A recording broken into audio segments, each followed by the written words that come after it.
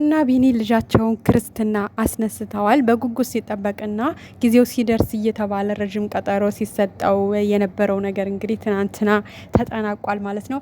ሰላም ውድና የተከበራችሁ ቤተሰቦቼ እንዴት ናችሁ? ለዚህ ቤት አዲስ ከሆናችሁ በቅንነት ቤቱን ሰብስክራይብ እያደረጋችሁ አበረታቱ። ላይክም አድርጉ፣ ኮሜንት ጻፉ፣ አበረታቱን። እንግዲህ እንደምታውቁት እዩ ጋ የነበረው ችግር ቢኒ እንግዲህ ለማስተካከል እየሞከረ ነው አሁንም ቢሆን ማለት ነው። ግን ከድሮ በተሻለ ውጤታማ እየሆነ ነው ብዬ ነው የማስበው እንደኔ ማለት ነው።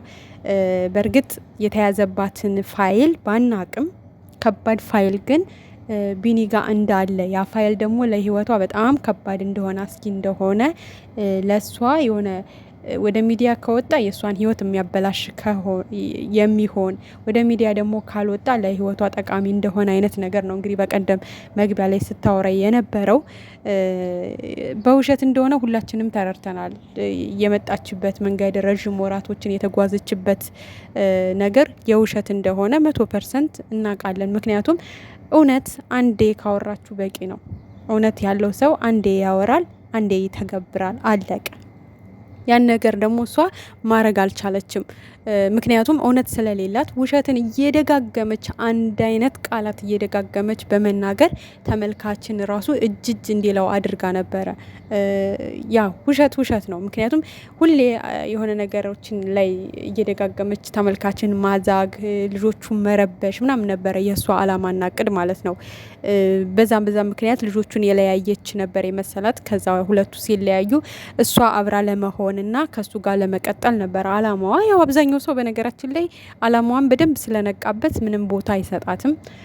ነገር ግን ያው ቢኒ ደግሞ ከእንደዛ ሙድ ወጥታ ልጁን እንድታምንለት በስነ ስርዓቱ ከሷ ጋር አብራ እንድትኖር ልጃቸውን በስነ ስርዓቱ እንዲያሳድጉ ነበረ ሲጠር የነበረው።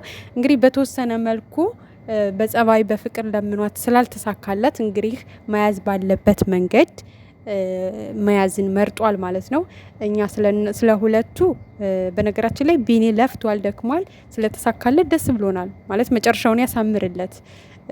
በቃ ከሱ ጋር ጸንታ ልጁንም በስነ ስርዓቱ ቁጭ ብላ ቃል በቃል አምናለት ወይ ደግሞ ማመን ባለበት መንገድ አምኖ በስነ ስርዓቱ ህይወቱን እንዳንድ ወንድ ልጅ ትዳሩን ቢኖር ደስ ይለናል፣ እውነት ለመናገር ማለት ነው። እሷም ተረጋግታ የራሷን ህይወት ከሰው ህይወት ወጥታ የራሷን ህይወት ተረጋግታ ብትኖር ደስ ነው የሚለን። ግን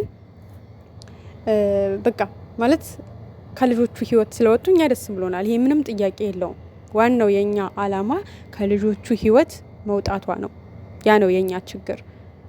ከዛ ውጭ እኛ ከልጆቹ ምንም አይነት ችግር የለብንም። በቃ እኛ ጨረቃዎቹን ሲነኩብን ብቻ ነው ችግራችንና ለቢኒ ስለተሳካልህ በጣም ደስ ብሎናል። አሁንም በርታ እስከ መጨረሻው ውጤታማ 100% ውጤታማ እስከምትሆን ድረስ በትዕግስት የጀመርከውን ነገር መቀጠል አለበት ብዬ ነው የምለው። ምክንያቱም አንድ ሰው በፍቅር ብላችሁት የእናንተን ልፋት፣ የእናንተን ድካም፣ የእናንተን መውጣት መውረድ፣ የእናንተን ሚዲያ ላይ ወጥቶ መሰጣት ምናምን ዋጋ ካልሰጠላችሁ በቃ በሚገባው መንገድ ሄዶ ነገሮችን ማስተካከል ግድ ይላል ማለት ነው።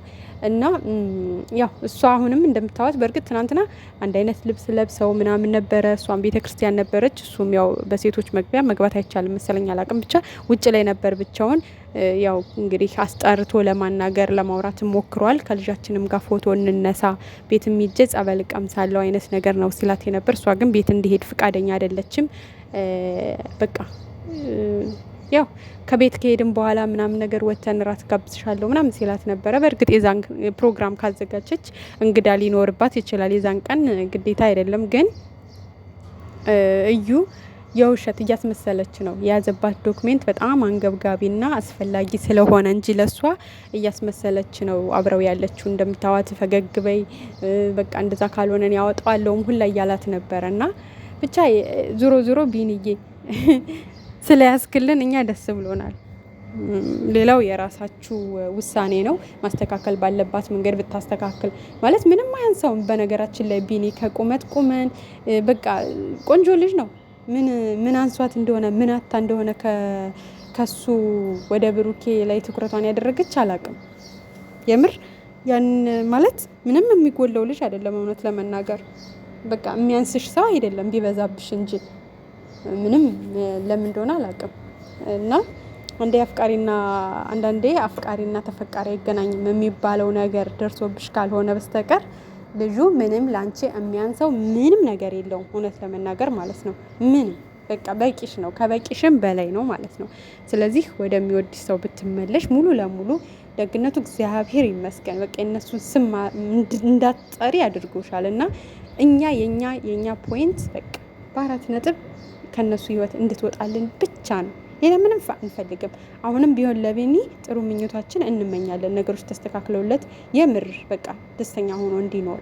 እንዳንድ አባት ብዙ ለፍቷል፣ ብዙ ደክሟል፣ ብዙ ውጣ ውረድን ወጥቷል። አምናለት ደስተኛ ቢኖርም ደስተኛ ነን፣ አብረው ቢኖሩም ማለት ነው። እንግዲህ ካልሆነ ደግሞ ከልጆቹ ህይወት ግን እስከ መጨረሻው እንድትወጣ እንፈልጋለን።